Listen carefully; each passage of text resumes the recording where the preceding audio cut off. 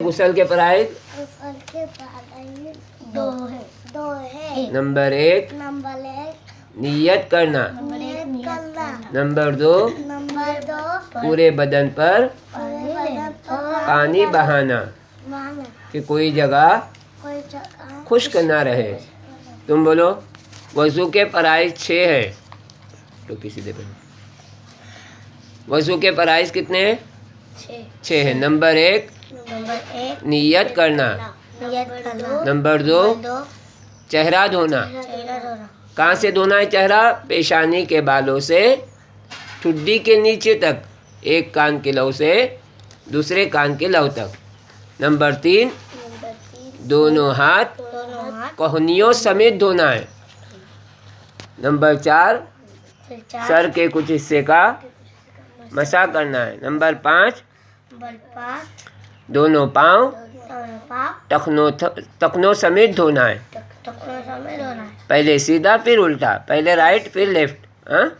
اور نمبر 6 اسی ترتیب سے وضو کرنا۔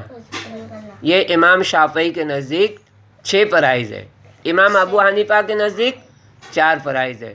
تو امام شافعی کے نزدیک پہلے نیت ہے وہ زیادہ ہے اور ترتیب زیادہ ہے، اور بیچ کے جو ہے امام ابو حنیفہ کے نزدیک ہے، یعنی 4 فرائض ان کے، ہمارے نزدیک 6 فرائض ہے۔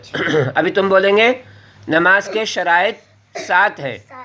نمبر 1 بدن کا پاک ہونا، نمبر 2 کپڑوں کا پاک ہونا، کپڑوں میں ساری کپڑے آ گئے، اسکارف ہے تو اسکارف، فراک ہے تو فراک، شلوار ہے تو شلوار، جتنے کپڑے بدن پر ہے، یہاں تک کہ اگر ساکس ہے اور گلوز ہے تو وہ بھی پاک ہونا چاہیے۔ نمبر 3 جگہ کا پاک ہونا، نمبر 4 سطر ڈھانپنا، نمبر 5 قبلے کی طرف رخ کرنا، نمبر 6 نماز کا وقت ہونا، نمبر 7 وضو کرنا۔ اس طرح کتنے ہیں؟ 7 شرائط ہے۔